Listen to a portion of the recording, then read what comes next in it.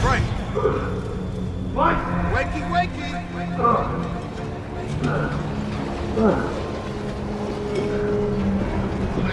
Frank!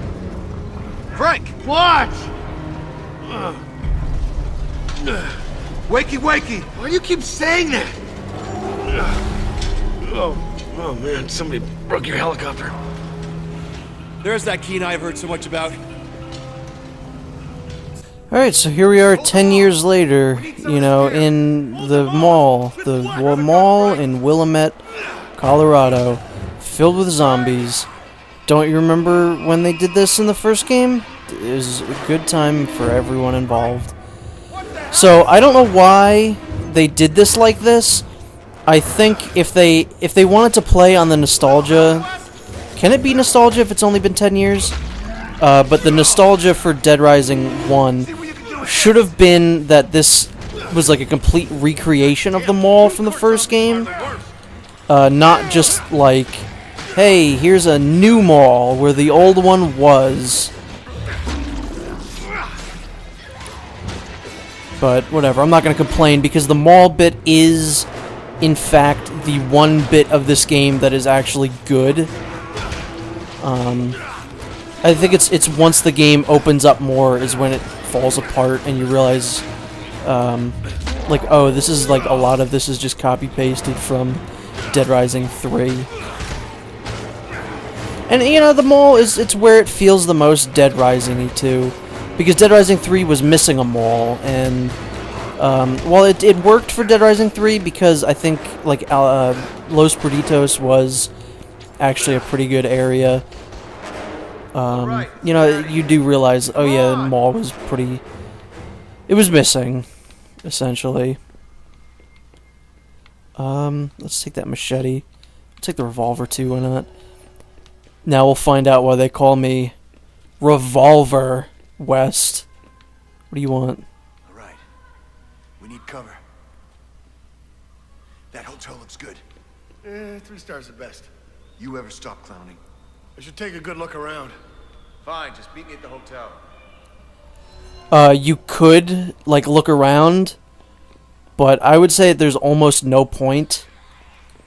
I will attempt to find some sort of, weapon, maybe? Maybe I can make a combo weapon, crowbar.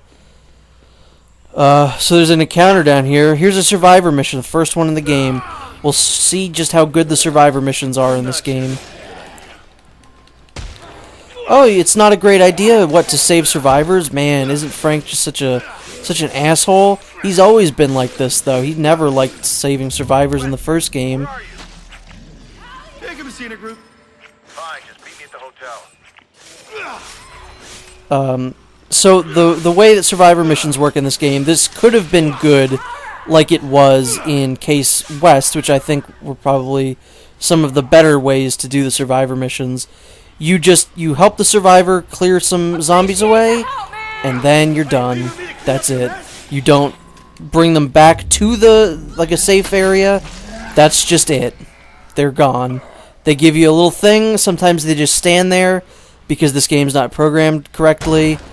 Sometimes they'll run away. So yeah, great game. Great way to do that. Let's see what we got here. Lead pipe. Unbelievable. This place is crawling. Weren't these people This fire axe. I don't really want the split shot. It's not very good. Doesn't make sense. So for the most part in this game, because the side content is bad in this game, I will be pretty much just zooming through the story, I think. Let's level up Frank a little bit, shall we?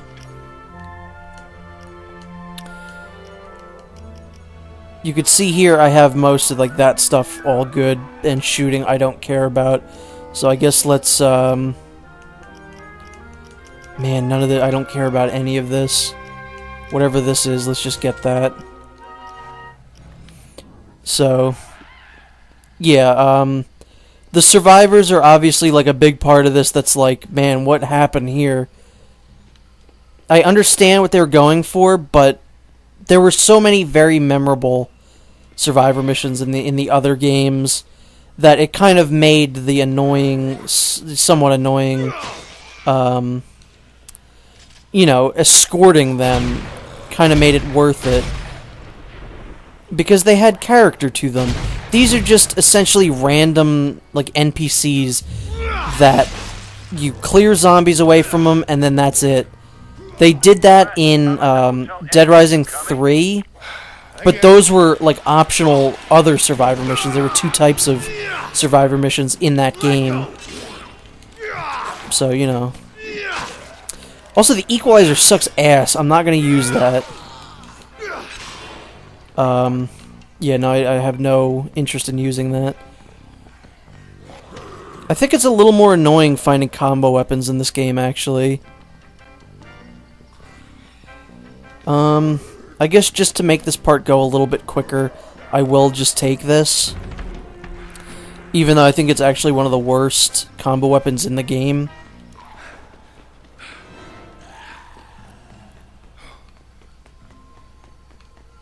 And yeah, anyway, the gist of what I was saying, obviously, is side missions, not great, I'm not doing them.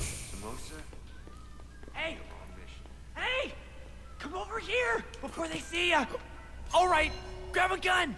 I got a shit ton of them! Now these, I think, are here if you beat the game. I don't know what they actually do, though. And you can hear one of the things that kind of lulls you into thinking, oh, this is, you know, it's a Dead Rising game. No, I don't want this. How do I drop this? You know, they're playing mole music, which is like, hey, that's cool, dude. But it's not. Yeah, I get it. I know I've played the game. That is not what I wanted. So yeah, the Blambo is actually... I never really particularly loved it in other games, but in this game it's actually really quite good. We talk to this guy? Can we get a room? Separate beds, though.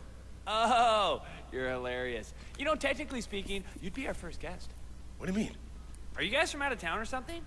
All this shit started on Black Friday, which, not coincidentally, was the day after the grand opening sale. You're saying this mall wasn't even open one day before it got destroyed by zombies? We gotta move. That door leads to the maintenance hallway.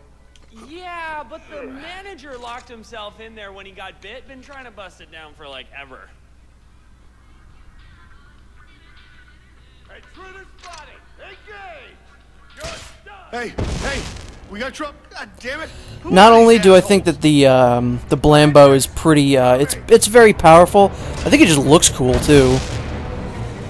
So, you know, one of the weapons that you'll probably see me use the most in this game will be the Blambo. Or Blambow, I don't know how you would want to go ahead and pronounce that. Come on, look at that, that's just very satisfying.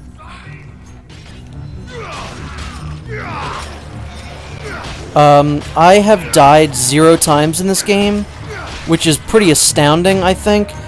One of my favorite bits about the first Dead Rising, and I guess the second to an extent, was, you know, you had to rise up above some of the challenges in that game. The bosses were pretty difficult your first time through.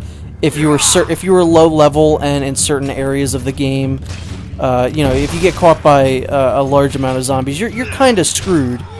In this game, nothing is a challenge. There's absolutely 0 challenge in this game whatsoever. I was talking to a friend's brother about this game. He was playing it too, and he said that he died once because he fell through the map and he had to kill himself. So that's always nice when there's 0 challenge in a game like this. That, you know, one of the main reasons I liked the original game was because of the challenge. You were an asshole, Ted, but you didn't deserve this. I'm Connor, by the way. Yeah, nice to meet you. I'm investigating the outbreak. You know anything about how it started? I know these military assholes were guarding something super secret near the mall front entrance, but there was this journalist. What journalist? And she had a boy's name. Can't remember. Vic. Where's Vic now? She was holed up in the mall security center for a while. I'd still be there. We should head for the security center. Might be some weapons there. Good plan. Except I'm going solo. What? Look, this outbreak is almost certainly some kind of test. It's probably run by these military jerk-offs. And now I need to find out why. And I'm not going to be able to do that with some flatfoot holding my leash. No offense. All right. I'll head into town, look into relief efforts. You learn something, you clue me in. Yeah, if I get time. All right, I'm out of here.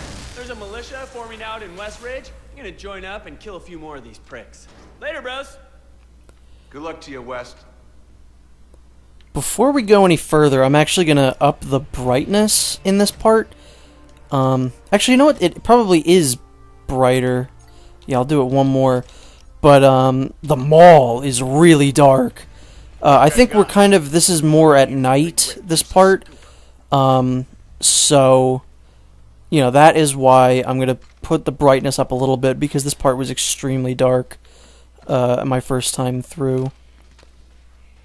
It looks like I should be able to combo that.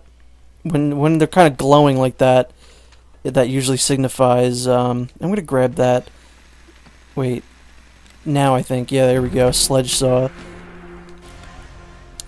But like I said, I'm not gonna screw around too much in this game. I'm pretty much, for the most part, going to just go ahead and you know, go through the game, go through the story, because I'm not too thrilled with this game and kind of don't want to be playing it very, very often. So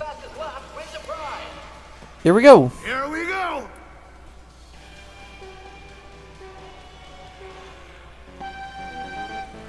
Now I will show you why they call me the king of Mario Kart. This is kind of cool. Again, the mall part, like I said earlier, is the only part in which this game doesn't completely fall apart, because it feels like Dead Rising. It feels more like Dead Rising 2 than Dead Rising 1, but that is perfectly fine because I love Dead Rising 2. So I'm okay with this. It's the story where this game falls apart for me. And that is what I will be saying throughout the entirety of this. Frank West, beloved photographer and just generally awesome guy.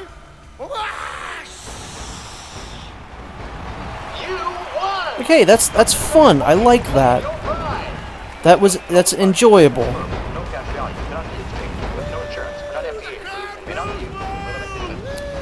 I think even though Capcom Vancouver didn't work on the first game, the woman who wrote the other games, I think she wrote Off the Record too. You know, she understood Frank. She understood he's not just this big jerk off, whereas the people who wrote this game just do not understand who he is as a character. Sometimes they'll get lucky. You know, a broken clock is right 2 times a day at least. So sometimes he'll have his moments where it's like, yeah, that is Frank. But for the most part, it's not very apparent. What am I stuck on? Maybe you're in the way. Also, I don't know what it is, but Frank will not shut up in this game. When you're in a car, when you're just in the gameplay normal, he does not stop talking. And it's, you know, when he's got an annoying bits of dialogue and his voice actor isn't, you know, it's not great, it gets really, really under my skin that Frank just will not shut up. Crosswalk, jackass. So that's another little pet peeve that I have in this game.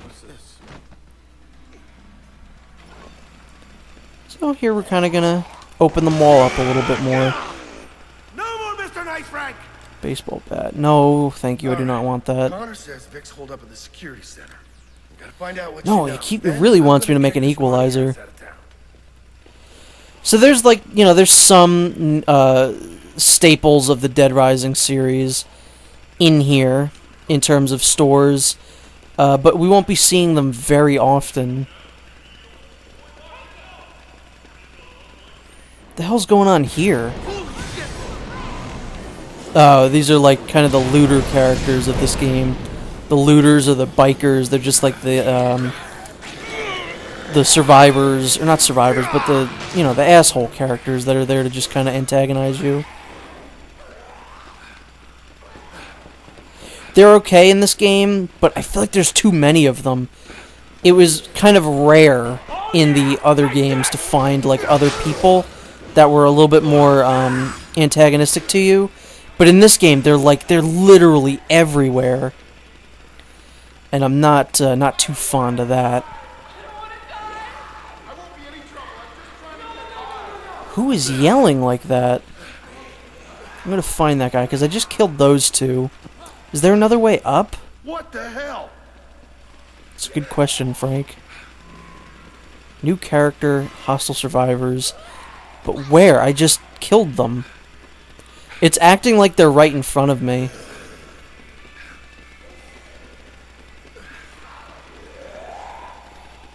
I can't go up there. No, I think these areas clear out a little bit later. Like, for right now, we just actually have to progress with the story, and then later on the mall will open up a little bit more. Also, I don't know if this is in this game, but I remember there being a perk or an upgrade that you could get for Nick in Dead Rising 3 that would allow him to just keep running. I don't know if that's in this game. Hold on, I gotta blart it.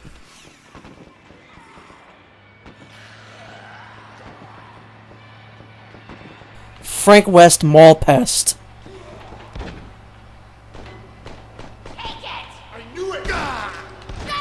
No, there is absolutely no situation where a human being would be killed by a Segway.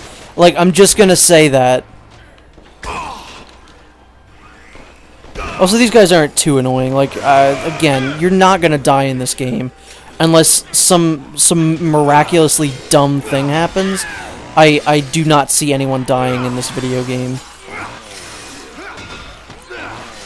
What store is this? Planet Toddler? Also, a lot of the costumes are fairly lazy in this game. Like, a lot of them are costumes that, that Nick had in Dead Rising 3, which again leads me to believe that this game was made on some sort of a budget and was rushed to get out in time for the holidays.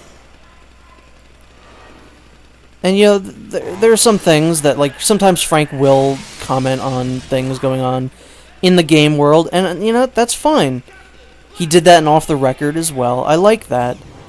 But, just for the most part, Frank will not shut up, and it's almost never entertaining.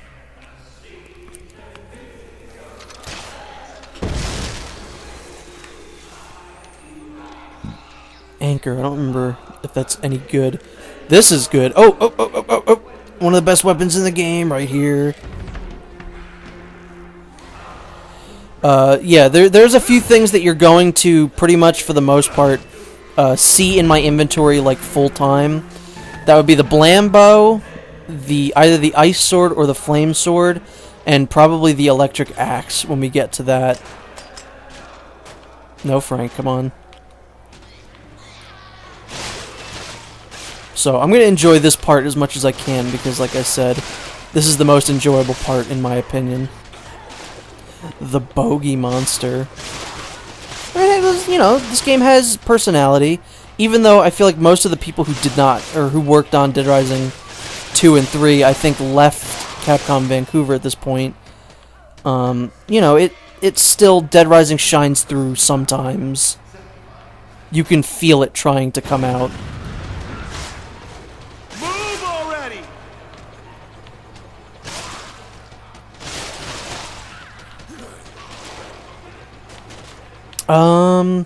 Alright, before we start this part in the story, I don't know why I got out, I'm gonna go grab something real quick. I think it's around here.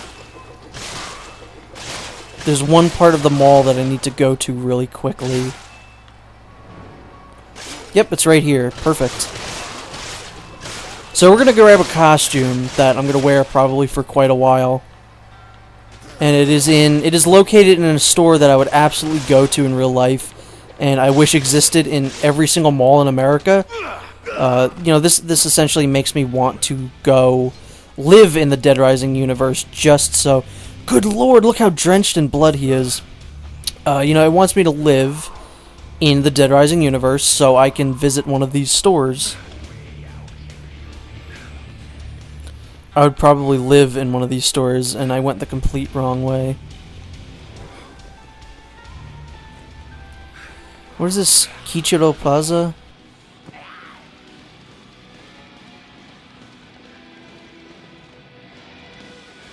This area doesn't really look like much, does it? Hey, there's a serve bot. There's another serve bot. What America is this where there's just like there's an arcade. First off, there's an arcade. It's just like Capcom stores. This world has Capcom stores all over the place. There's Street Fighter, there's a Servbot, there's another Street Fighter. There's a lot of Capcom Easter eggs in this game, and I'm quite okay with that. But over here, we have Zero. It is I, Frank West. Of course, he has to ruin it immediately by opening his goddamn mouth. And then over here, there's a giant Zero mech and some more Servbots. Hey, it's almost like we're playing a Dead Rising game. There are quite a few Capcom costumes in this game. I will probably be showing all of them off because they're all pretty great. Is this the way I came? Yes. This one is probably my favorite, although I still think that there should be a Beautiful Joe costume at some point.